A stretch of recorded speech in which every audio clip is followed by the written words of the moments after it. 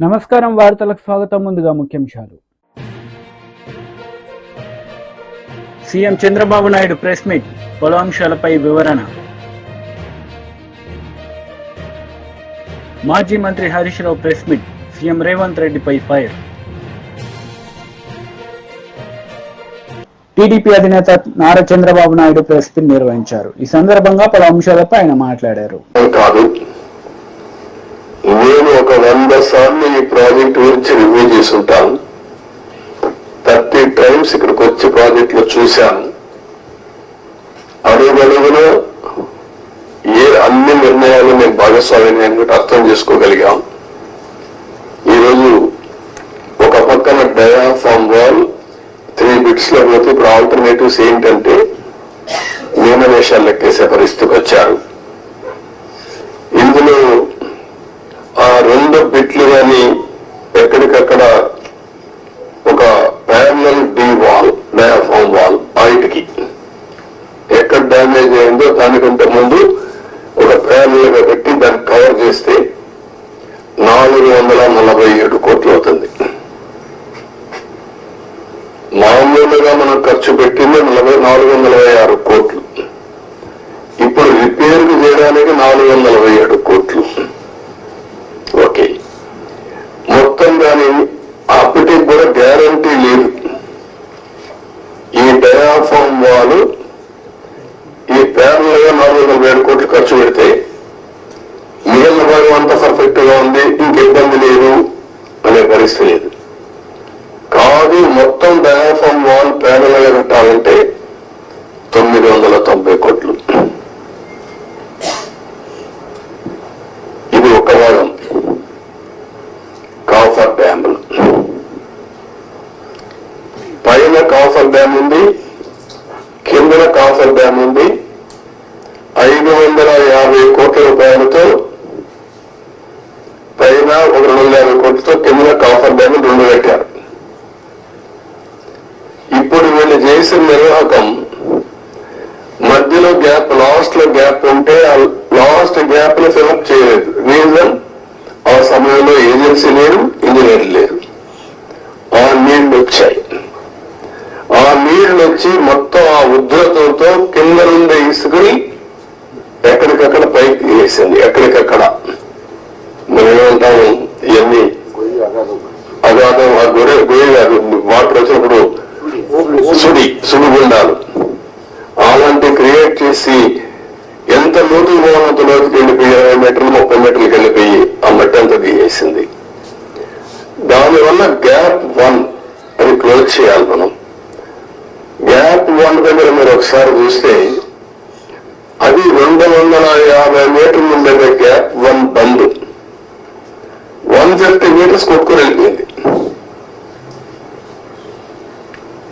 దాని మీద ఇప్పుడు ఇసుకేసి కొంచెం ఫిలప్ చేశారు. ఇప్పుడు ఆ ఇసుకేసి అది ఫిలప్ చేస్తే దాన్ని మళ్ళా గ్యాప్ 1 ఫిలప్ చేయాలి మనం. ఇప్పుడు ఇసుక తీసుకొచ్చి బయట నుంచి ఇసుక తీసుకొచ్చి అక్కడ పెట్టి మొత్తం కొట్టుకొని వెళ్ళిపోయింది. కాబట్టి ఇప్పుడు డ్రౌటింగ్ దానంతా కూడా కాంపాక్ట్ చేస్తున్నారు. ఆ ఇసుక అంతా పోసి ఇది ఎంత అవుతుందో తెలియదు. 2,000 కోట్లు అవుతుందా, ఎంత అవుతుందో తెలియదు. We are saying as on today 2,000 కోట్లు నాకు నమ్మకం అడ్మినిస్ట్రేషన్ పైన. వాళ్ళు ఏ లెక్కలు వేశారో తెలియదు నాకు. ఇది అయిన తర్వాత గ్యాప్ 1 అనేది లాస్ట్ లో ఉండేది వస్తుంది. గ్యాప్ 2 డయాఫామ్ వాల్, గ్యాప్ 3 ఇంకొక వాల్ కట్టారు, అక్కడ కాంక్రీట్ వాల్ కట్టారు. అదే మాదిరిగా గైడ్ బండ్ ఒకటి అది కుంగిపోయింది. సరే, స్పిల్ వే అప్పుడే కట్టాం, గేట్స్ కూడా అప్పుడే పెట్టాం. ఇప్పుడు ఇవన్నీ చూసిన తర్వాత ఎన్నేళ్లు పడుతుందని అడిగాను. ఆ రోజు కానీ కంటిన్యూ ఉంటే 2020 ఎండుకు పూర్తి అయిపోయింది ప్రాజెక్ట్. ఈరోజు 5 ఏళ్ళు అయిపోయింది. 4 సీజన్లు కావాలంటున్నారు మినిమం. 4 సీజన్లు అంటే 4 ఏళ్ళు. అన్ని సభ్యులుగా జరిగితే మళ్ళా ఒక వ్యక్తి రాష్ట్రానికి ఒక శాఖంగా ఎట్లా మారుతారనేది ఇది ఒక కేస్ స్టడీ. రాష్ట్రంలో ప్రతి ఒక్కరూ ఆలోచించాలి. నేను డిస్కస్ చేస్తాను. ఇంకా మేజర్ కంటూర్స్ మాత్రం నేను మాట్లాడుతున్నా. మామూలుగా చాలా మందికి అర్థం కాదు కానీ సబ్జెక్టు ఇవన్నీ చూసిన తర్వాత నాకు ఫస్ట్ నుంచి టచ్ లో ఉన్నాను కాబట్టి అర్థం చేసుకోగలుగుతున్నాం. ఇవన్నీ కూడా ఇంకా టెక్నాలజీస్ లో డిఫరెంట్ కంపెనీస్ కి అప్పచెప్పారు. ఒక Messrs AFRY India Private Limited Noida Sweden company, వాళ్ళని సెంట్రల్ వాటర్ కమిషన్ రికమెండ్ చేశారు. దీని కూడా వైపులో స్టోన్ కాలమ్స్ ఇవన్నీ కూడా ఏ విధంగా చేయాలి, ఎట్లా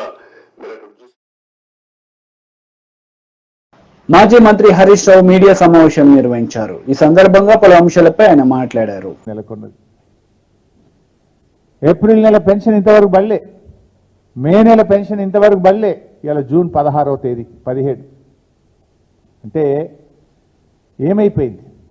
ఓట్లు డబ్బల పడ్డాక పార్లమెంట్ ఎన్నికలు ముగిసిన తర్వాత ఇలా 2 నెలల పెన్షన్ ఆగింది. రాష్ట్రంలో అనేక జిల్లాల్లో ఏప్రిల్ నెల పెన్షన్ వల్లే, మే నెల పెన్షన్ అయితే ఏ జిల్లాలో కూడా పడలేదు. ఇలా రెక్కాడితే డొక్కాడని వాళ్ళు గా 2000 రూపాయలు వస్తే ఇంత మందు గోళీలో సూదీలకో ఇంత బుక్కడి అన్నం తిని బతికేటువంటి ఆ అభాగ్యుల పట్ల ఈ ప్రభుత్వానికి ఎందుకు అంత చిన్న చూపు అని నేను అడుగుతా ఉన్నా. మీ ప్రాధాన్యత ఏంది? భర్త వదిలిపెట్టిన మరి ఒంటరి మహిళ కావచ్చు, భర్త చనిపోయిన వితంతువురాలు కావచ్చు, వికలాంగులు కావచ్చు, వృద్ధులైన పిల్లలు చూడని తల్లిదండ్రులకు ఈ ఆసరా పెన్షనే ఆసర కదా. ఆ ఆసర నుండి అవ్వాతాతల్ని ఎందుకు దూరం చేస్తున్నారు? ఆ అవ్వాతాతలకు ఇచ్చిన మాట ఎందుకు నిలుపుకోలేకపోతున్నారు? ఏమైంది? ఏప్రిల్ నెల ఎందుకు ఇప్పటిదాకా 2000 రూపాయల పెన్షన్ ఇవ్వలేదు? మే నెల ఇంకెప్పుడు ఇస్తారు అని నేను అడుగుతా ఉన్నా. ఎలక్షన్లప్పుడేమో జనవరిలో ఒక నెల పెన్షన్ ఎగ్గొట్టిండ్రు. దాన్ని మేము గట్టిగా డిమాండ్ చేస్తే పార్లమెంట్ ఎన్నికలు జరిగేటప్పుడు ఆ జనవరిది ప్లస్ ఆ నెలది కలిపి 2 నెలలు ఇచ్చారు. ఒక నెల ఓట్లు ఇచ్చే నెలల ఓట్లు అయిపోయినాయి. ఇప్పుడు 2 నెలల పెన్షన్ ఎగ్గొట్టిండ్రు. ఇది ఎక్కడి మోసం? ఇలా రాష్ట్ర ప్రభుత్వాన్ని మేము డిమాండ్ చేస్తున్నాం. తక్షణమే ఆ అవ్వాతాతలకు 2 నెలల పెన్షన్ ఏప్రిల్ మే విడుదల చేయాలని చెప్పి మేము ప్రభుత్వాన్ని డిమాండ్ చేస్తూ ఉన్నాం. ఆ రోజు ఏమన్నారు? ఎన్నికల ముందు కేసీఆర్ ఒకరికే పింఛన్ ఇస్తుండు, మేము వస్తే ఇంటికి 2 పెన్షన్లు ఇస్తాం, అవ్వకిస్తాం తాతకిస్తాం. కేసీఆర్ తాతకే ఇస్తుండు, మేము అవ్వకు కూడా ఇస్తాం. ఇంటికి 2 పెన్షన్లు ఇస్తాం, మనిషికి 4000 ఇస్తాం. మరి ఏమైంది? అవ్వ పెన్షన్ ఎటువాయా, తాత పెన్షన్ ఎటువాయా, 4000 ఎటువాయా? ఏవి మీ 2 పెన్షన్లు? 6 గ్యారంటీల దరఖాస్తుల్లో మీరు అప్పుడు దరఖాస్తులు తీసుకున్నారు కొత్త పెన్షన్లకు. ఏమైనాయి దరఖాస్తులు? ఏ మూలన పడేసిండ్రు? వాటిని ఏదో ఆన్లైన్ చేస్తుందామన్నారు, ఇది చేస్తుందామన్నారు. ఇక వచ్చే చూసే ఇత్తిమి అంటిది. ఏమైంది? 6 నెలలైనా 2 పెన్షన్లు ఎక్కడ పోయినాయి? 6 నెలలైనా 4000 రూపాయల పెన్షన్ ఏమైంది అని అడుగుతా ఉన్నాం మేము. కాంగ్రెస్ ప్రభుత్వం పేదల ప్రభుత్వం అని చెప్తున్నారు, ప్రజాపాలన అని చెప్తున్నారు. మరి ఆచరణలో ఏమైంది నీ ప్రజాపాలన? ఏమైంది? నీ పేదల ప్రభుత్వంలో ఈ పేదలైన అవ్వాతాతలు లేరా? నీ పేదల ప్రభుత్వంలో ఒంటరి మహిళలకు వితంతువులకు చోటు లేదా? వీళ్ళు పేదలు కాదా? ఈ పేదల పట్ల ఎందుకింత నిర్లక్ష్యం అని నేను అడుగుతా ఉన్నా. ఈరోజు మీరు ఇచ్చిన హామీ ప్రకారం తక్షణమే 4000 రూపాయల పెన్షన్ ఇవ్వాలని చెప్పి నేను కాంగ్రెస్ ప్రభుత్వాన్ని డిమాండ్ చేస్తా ఉన్నా. ఇవాళ ఎందుకంటే పక్కనున్న రాష్ట్రం ఆంధ్రప్రదేశ్లో కొత్తగా పదవీ బాధ్యతలు చేపట్టినటువంటి ముఖ్యమంత్రి గారు అక్కడ ఇచ్చిన మాట ప్రకారంగా పెన్షన్ 4000 రూపాయలకు పెంచారు. 4000 రూపాయలకు మొదటి సంతకం చేశారు. మొదటి సంతకం చేస్తానన్నారు, మాట ప్రకారంగా చేశారు. మరి మీ మొదటి సంతకం ఏమైంది? డిసెంబర్ 9 నాడే సంతకం పెడతాం, 4000 పెన్షన్ ఇస్తామన్నారు కదా. కనీసం ఆంధ్రప్రదేశ్ను చూసైనా నేర్చుకోండి, కళ్ళు తెరవండి అని చెప్పి నేను డిమాండ్ చేస్తా ఉన్నా. ఆంధ్రప్రదేశ్లో సాధ్యం అవుతుంది ఎట్లా, తెలంగాణలో కాదెట్లా అని చెప్పి నేను అడుగుతా ఉన్నా. ఇవాళ మీరు అక్కడ ఆంధ్రప్రదేశ్లో మనం చూసాం, పత్రికలు చదివాం మేము. 3 నెలలు retrospective effect, April May June నెలలకు సంబంధించిన 1000 రూపాయలు కలిపి, జూన్ నెలలో ఇచ్చే 4000 కలిపి 7000 రూపాయల పెన్షన్ అవ్వాతాతలకు ఒకేసారి ఇస్తున్నాం. అంటే పాత 3 నెలలు కూడా ఇస్తాం అని పాత 3 నెలలు కలిపి ఇవాళ 7000 రూపాయల పెన్షన్ను అక్కడ అవ్వాతాతలకు అందిస్తూ ఉన్నారు. మరి మీరు ఎప్పటి నుంచి ఇస్తారు? మీరు 6 నెలలైనా ఎందుకు ఇవ్వట్లేదు? ఇవాళ అందువల్ల ఇవాళ ఆంధ్రప్రదేశ్లో ఇచ్చిన విధంగా బీజేపీ లీడర్ మీడియా సమావేశం నిర్వహించారు. ఈ సందర్భంగా పలు అంశాలపై ఆయన మాట్లాడారు. స్వాగతం రాష్ట్ర భారతీయ జనతా పార్టీ చేస్తా ఉంది. బేగంపేట నుంచి భారీ ర్యాలీతోటి రాష్ట్ర కార్యాలయం వరకు రావడం జరుగుతుంది. ఇక్కడ వేదిక ఏర్పాటు చేసి తెలంగాణ ప్రజలకు ధన్యవాదాలు తెలియజేయడం, ఇదే రకమైనటువంటి ఆశీర్వాదం ఇంకా మరింతగా కొనసాగించాలని చెప్పేసి తెలంగాణ ప్రజలకు చెప్పడం, ఇక్కడ రాష్ట్రం నుంచి వచ్చినటువంటి అందరూ కూడా వారికి సన్మాన కార్యక్రమాన్ని, నరేంద్ర మోడీ గారికి ప్రత్యేకమైనటువంటి ధన్యవాద కార్యక్రమాన్ని తెలియజేస్తా ఉన్నాం. దీని తర్వాత ఇక్కడి నుంచి భాగ్యలక్ష్మి టెంపుల్కి వెళ్ళి అక్కడ అమ్మవారి యొక్క ఆశీస్సులు తీసుకోవడం, ఇవే ఆశీస్సులు కొనసాగించాలని చెప్పేసి ప్రార్థించడం జరుగుతుంది.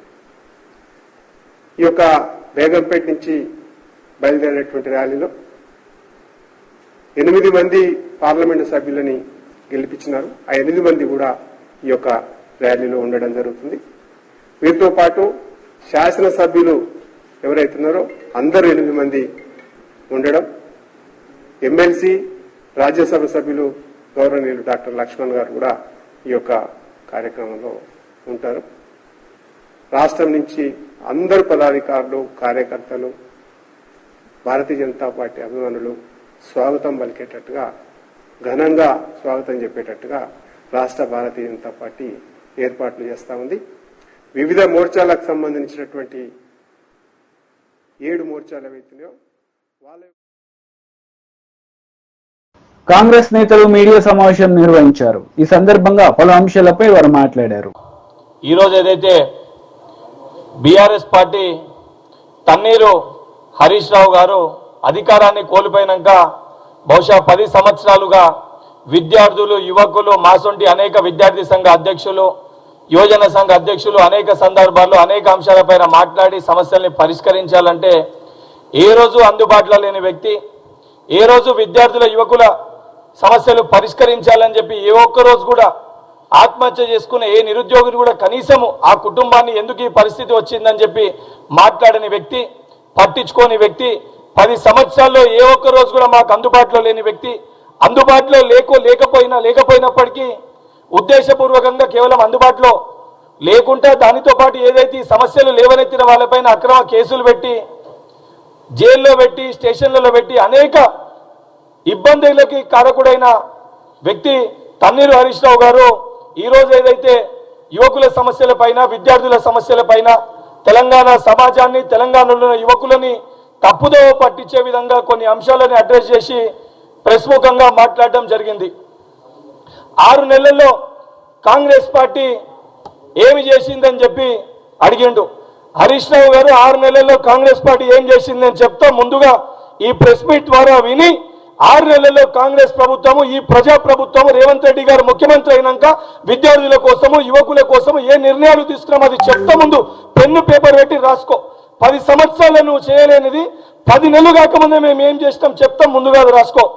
ఏదైతే గ్రూప్ 1 మెరిట్ విద్యార్థులు అన్యాయం అవుతుంటే జియో నెంబర్ 55 అని ఒక జియోని తీసుకొని వచ్చి మెరిట్ స్టూడెంట్ కి మీరు అన్యాయం చేస్తుంటే ఆ జియో నెంబర్ 55ని కాంగ్రెస్ పార్టీ రాగానే కాంగ్రెస్ పార్టీ రద్దు చేసింది.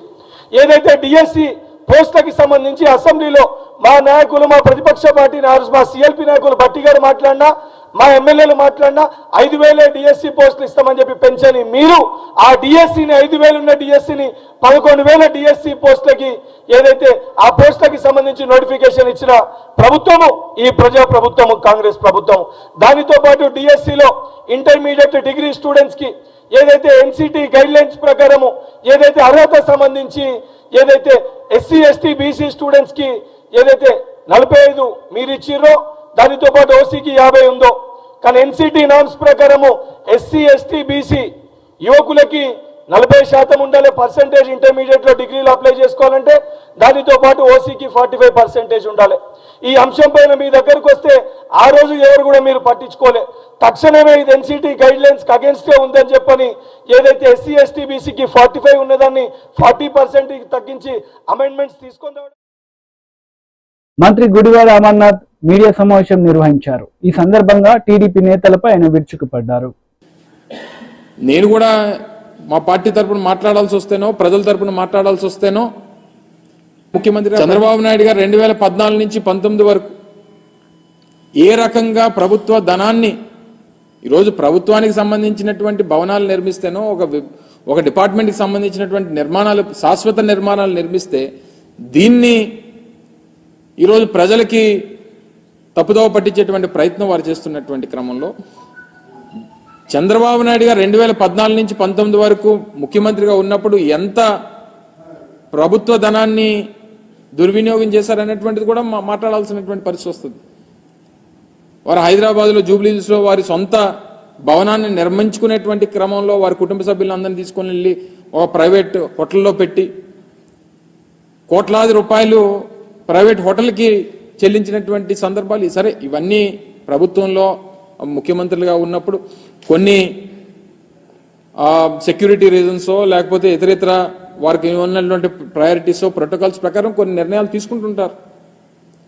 అవన్నీ తవ్వుకుంటే ఇప్పుడు అనేక రకాలైనటువంటి విమర్శలు చేయాల్సినటువంటి పరిస్థితి. ఈ సమయంలో మేము విమర్శలు చేస్తే ఇప్పుడే అధికారంలోకి వచ్చారు కాబట్టి మీరు చూసి తట్టుకోలేకపోతున్నారో లేకపోతే ఇంకోటో అనేటువంటి ఒక దుష్ప్రచారాన్ని మళ్ళీ మా మీద చేసేటువంటి ప్రయత్నం చేస్తారు.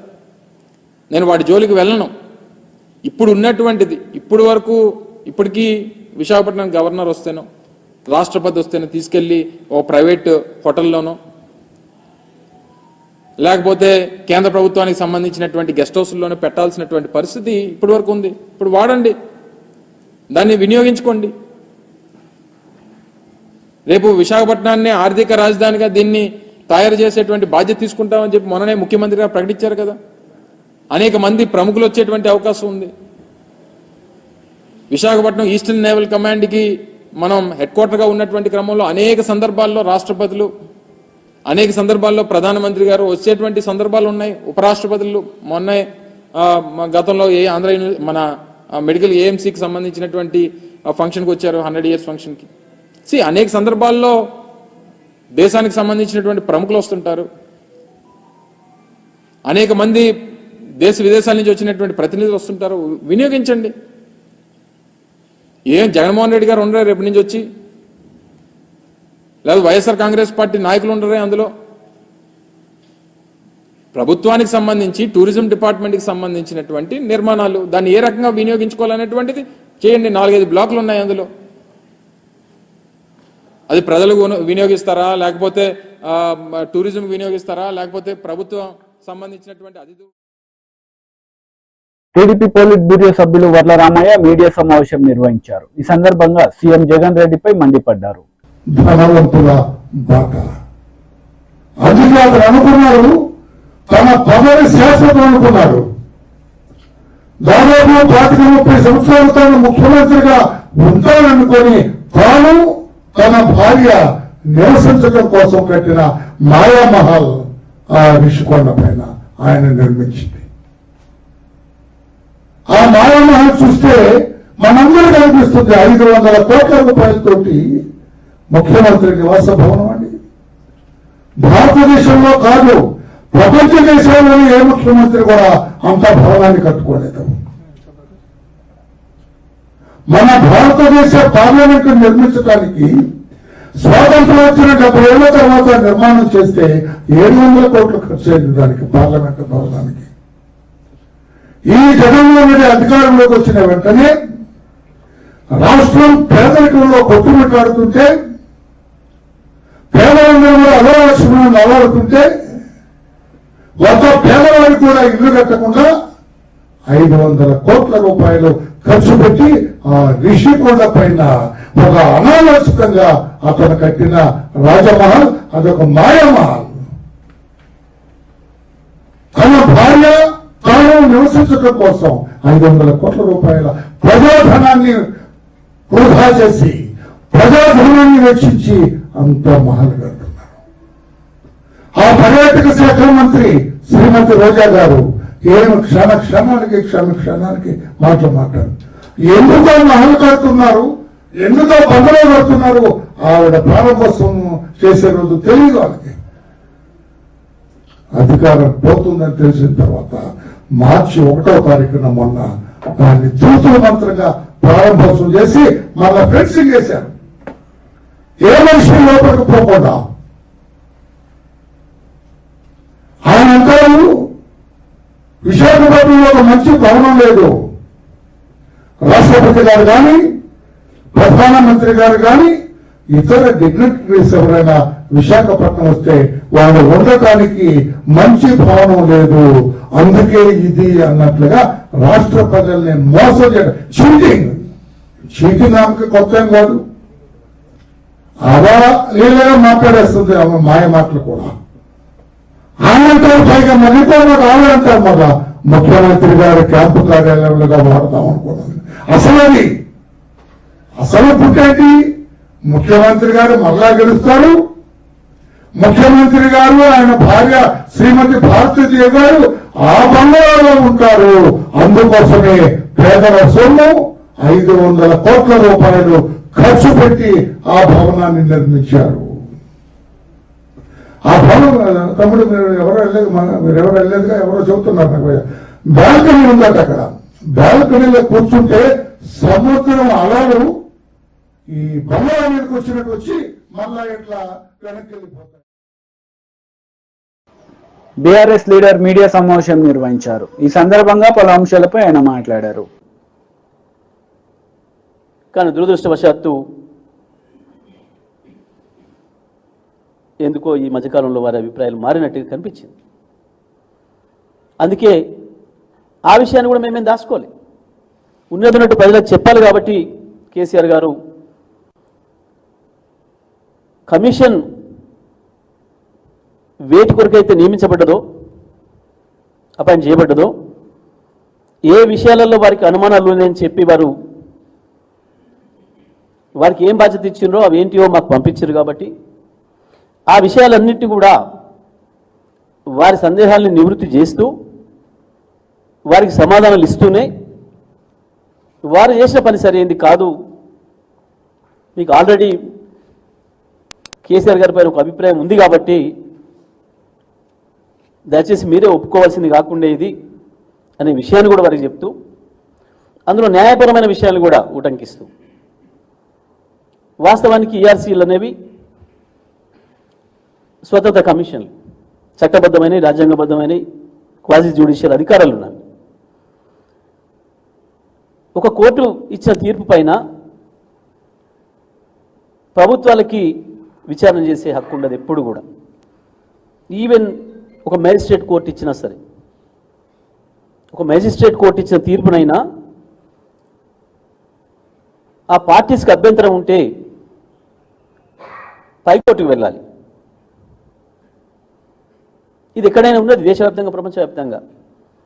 కోర్టుల యొక్క తీర్పుల పైన ఎగ్జిక్యూటివ్ బాడీస్కి ఎప్పుడు కూడా అధికారం ఉండదు విచారణ చేయడానికి. ఇది ఇంత చిన్న విషయం, సహజ న్యాయ సూత్రం ఇది. మరి వాస్తవానికి హైకోర్టు జడ్జిగా సీజేగా వీరికి, రిటైర్డ్ సీజేగా వీరికి అది తెలిసి ఉండాలి. న్యాయంగా అప్పుడే వీరు ప్రభుత్వానికి చెప్పి ఉండాలి. ప్రభుత్వంలో పెద్దలకు తెలిసి ఉండకపోవచ్చు, చెప్పి ఉండాలి. అది మీరు పెట్టిన దాంట్లో ఈఆర్సీల పాత్ర ఉంది, ఈఆర్సీలు తీర్పిచ్చినాయి, ఈ పలానా విషయాల్లో మనం విచారణ చేయడానికి లేదు మనకు హక్కు, ఇవి తీసేయండి అని అడిగి ఉండాలి. మీరు ఈఆర్సీ దేంట్లోనైతే తీర్పు ఇచ్చిందో దానిపైన నేను మళ్ళీ విచారణ చేయకూడదనే విషయాన్ని వారు చెప్పి ఉండాలి న్యాయంగా. వార్తలు ముగించే ముందు ముఖ్యాంశాలు మరోసారి. CM Chandrababu Naidu press meet, పలు అంశాలపై వివరణ. మాజీ మంత్రి Harish Rao press meet, CM Revanth రెడ్డిపై ఫైర్. ఈ వార్తలు ఇంతటితో సమాప్తం. తిరిగి ప్రసారమయ్యే వార్తల్లో మళ్ళీ కలుద్దాం. అంతవరకు సెలవు. నమస్తే.